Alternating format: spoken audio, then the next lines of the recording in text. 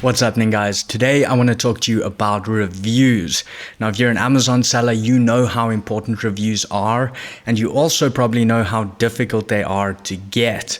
Now, a lot of sellers have resorted to begging customers for reviews or even using black hat tactics, kind of TOS non-compliant tactics to get those reviews. But today I want to share with you 5 steps that could potentially bring you a lot of 5-star reviews. These are also things that are going to be sustainable, that you're going to work into the product and that are going to work for you long term. But before we start, I have one question for you. Out of 10 products you buy on Amazon or online, how many of those 10 do you actually go and review? And I think a lot of you who comment below are going to say like 1 or 2 or maybe 3 if you actually review a lot. But I would actually love to hear from you. So please check the pinned comment below and just comment there. Do you review 1 out of 10? 2 out of 10, 0 out of 10. But I think we're going to see a trend there where it's very difficult to get people to go leave a review. You have to actually interrupt their day. They have to go take the time to leave a review. And these 5 steps I share with you today are going to help you interrupt that day enough, surprise the customer enough for them to actually go take that action for you. And really what this is one specific area that your competitors are not using that you could begin using. This is one of the most forgotten areas as well.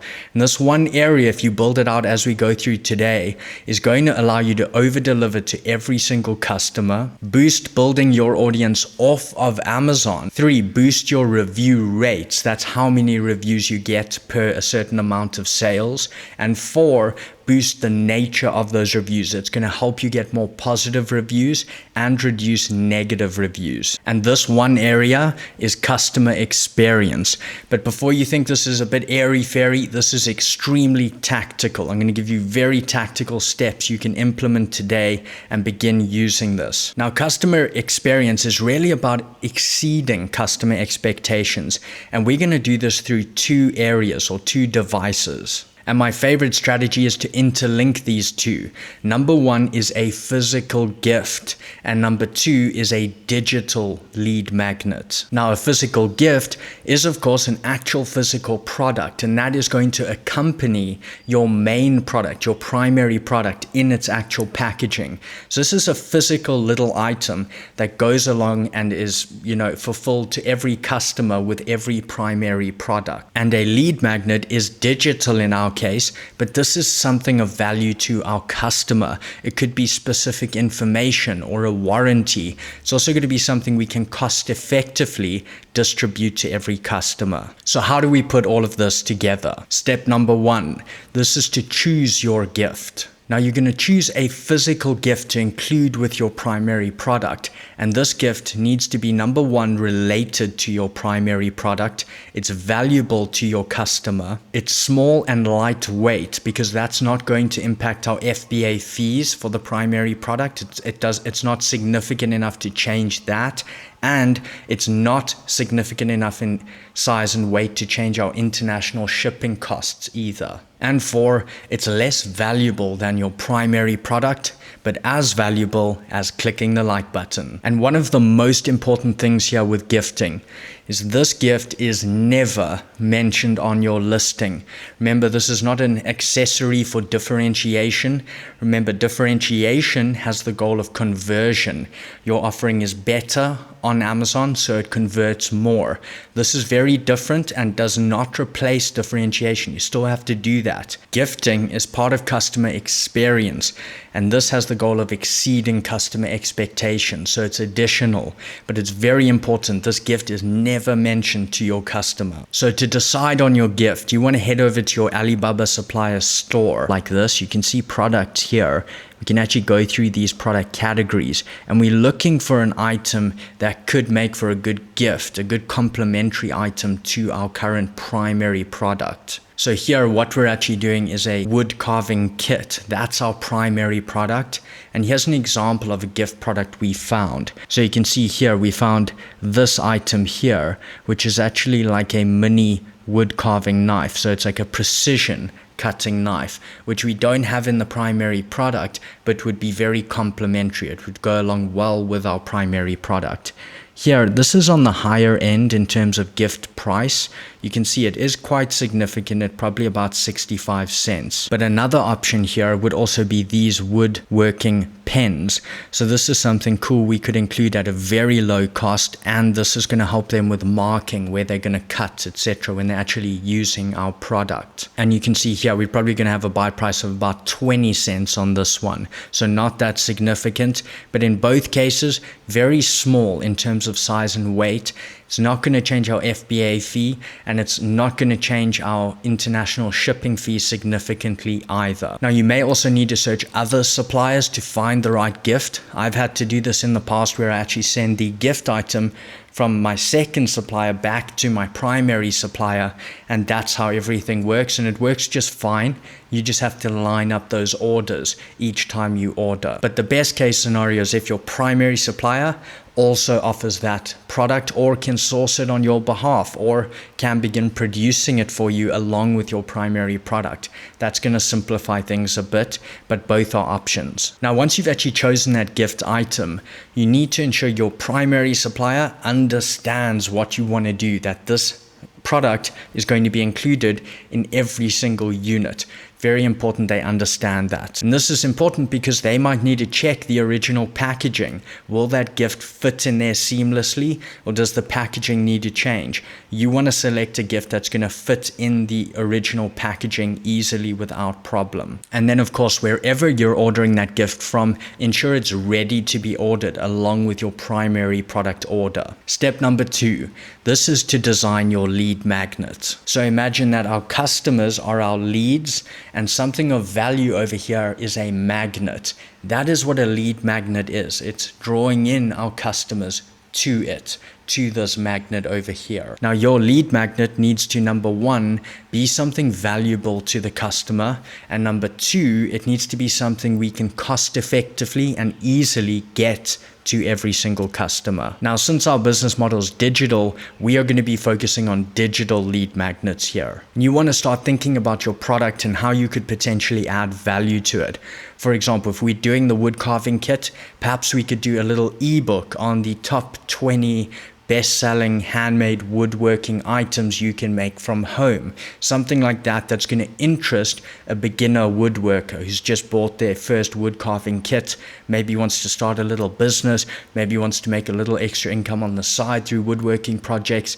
That's going to intrigue our audience. Think about solving their problems or helping them achieve their goals. That's what this lead magnet needs to do. And once you've chosen that topic, you need to go research that and actually put together content for the lead magnet. So in this case, we would probably go scroll through the Amazon bestsellers for that category and start building out our list of 20 for our ebook. And then once we have all that content, we're going to, of course, boost design. We're going to add images, graphs, infographics, anything like that. We're going to start formatting it so it's enjoyable to read and looks high quality. And then you're going to need to format that ebook, usually into a PDF ebook format. That's going to work best across devices. And lastly here, you're going to want to create a 3D ebook cover if you're doing an ebook, but apply the same principle to whatever lead magnet you choose, even if it's like a warranty or something like that. But you want to have like a 3D cover for ebooks, for example. It adds perceived value and it actually looks like a real ebook now. That's going to jump off our landing page or insert card. It's just going to increase conversion of people who actually go download it. And remember, you don't have to do all of this. What you can also do is outsource all or parts of this process to a freelancer on Upwork or Fiverr. So now we have our lead magnet. Step number 3, this is to design a landing page. Now that lead magnet we just created, it needs a home. It needs somewhere to live, be displayed to customers, a place where we can direct customers to get it, a place where they can input their name and email to get it, etc. So this is basically your lead magnet's home. Now you can create a landing page yourself on your own website if you know how to do that, or there are multiple tools you can use to create this as well. Since we're using kind of email marketing here to deliver this to customers, interact with them, you can use any number of email software tools, things like MailChimp, ConvertKit, ClickFunnels. All of them offer both landing pages and email sequences you can link to those landing pages. So you can choose a tool or do it yourself, but you're going to create a simple landing page. Included there is you're going to choose a template for the landing page where they can input their name and email. You're then going to add your 3D book cover in this example of your ebook to that landing page. You're then going to add a catchy title and short description as well. And lastly, a landing page like this needs an email sequence attached to it. So you can also use these tools to create that same email sequence. And then what happens is when a user actually inputs their name and email, that tool is automatically going to send them the lead magnet. It's going to send it to their inbox. You can also do automatic actions, like you can actually refer to them by name in that automatic email sent to them. Obviously, it's very important you attach your lead magnet to that email. Then these tools are also going to store all those emails and customer names for you. And this is how you begin building your email list and audience off of Amazon. Now, you can have a really simple email sequence here, 1 or 2 emails. Email 1 is simply going to deliver that lead magnet, and it should have a subject line similar to the title of your lead magnet, like top 20 best-selling woodworking items, etc. And really, it's going to deliver it, thank them for their purchase of your Amazon product, give them a chance to reach out if anything is wrong. Remember, we want them to speak to us rather than go leave a negative review. So always give them that option. And of course, our lead magnet is attached to that one. When it comes to email number 2, this can go out a couple days later. This one again is going to thank them for their purchase, ensure that they're happy, that there are no problems. And lastly, we're actually going to ask for their feedback here with a direct link so they can go leave us a product review if they've had a good experience with us. And at this point, we've only over-delivered with them in terms of the physical gift and digital lead magnet. So now that you have your lead magnet, it's housed on a landing page and has an attached email sequence, what you want to do is get the URL, the web address to that landing page. That is your kind of direct link for anyone who wants this lead magnet. That's what we're going to give to customers, etc.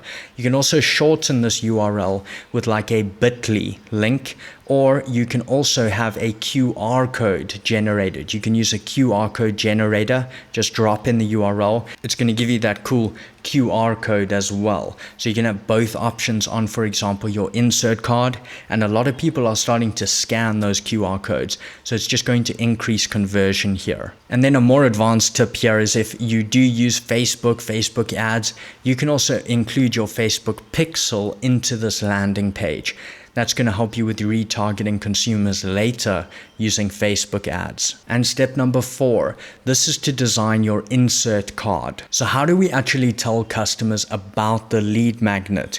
Well, one effective way to do this is to actually include a physical little business card, which is our insert card, within every primary product. Again, this is physical, goes in our physical primary product as well. And of course, the hope is that when the customer opens that product, they find our insert card and take the actions we've asked them to take on that card. Now, this has been overused to just beg customers for reviews, but we're going to be using it a bit differently. We are going to be using this to deliver further value. So what actually goes on your insert card? Well, this is what I like to do. The first thing is I actually explain the physical gift item we've included in their product. They might be a tad confused or at least surprised by actually receiving that because they've never heard of it. It wasn't on the listing, etc. So I explain that item a little bit. Something like, you're one of our first brand followers. As a thank you, we wanted to give you an extra gift. We hope you enjoy it, etc. The other thing this does is it pulls more intrigue and attention to the insert card when they discover that gift, because they see, oh, this is what it's speaking about, the gift over here, and we have more eyeballs on that insert card. Now, straight after that, I'm going to mention that we have more value. Add a URL or QR code. So this is going to say, hey, you can learn how to build the top 20 best-selling woodworking items here. etc. And then they have a direct link to quickly either scan or type into their computer, a little bit.ly link, and that's going to take them straight to our landing page where they can get more value. We begin building our audience off of Amazon. And then lastly on that little insert card is you can ask for a review. Now there's pros and cons here. The big pro is that if you do ask for a review on that insert card as well, then you are also going to be asking customers who have opted out of Amazon follow-up emails. So if they're not on Amazon follow-up and not getting your sequence there, you're still getting the ask in that scenario. But the other strategy here is to not ask for a review because it's been so overdone and your primary focus is simply on over-delivering, and that's naturally going to bring you more reviews. Bearing in mind, you still have a contact point where you can ask people for reviews in your email sequence. So now the content of that card is complete, and you're simply going to want to ensure it's aligned with your brand, using your brand colors, logo, etc. Make it look like your brand at this point. Once you've done that, you're going to want to send those design files to your supplier. So you can send these AI files to your supplier. You can actually have them print these for you. Most suppliers or larger suppliers are going to be able to do this for you almost for free, if not for a very, very low cost. They will print these for you to include in every product. Pro tip here, make sure that you specify the business card thickness. This is a big problem I found where the business cards are too thin, they crease really easily and just feel very cheap. So ensure you specify a certain thickness of card that supplier should use. And step number 5 is to include your insert card and gift. So now that you have your gift, your lead magnet, your landing page, and your email sequence, you need to ensure that the supplier includes both the gift and the insert card in your physical primary product. And each of those products will then be shipped to Amazon and you can begin selling. But what is our best possible outcome here with our customers? Well, in a nutshell, here's what we want to happen.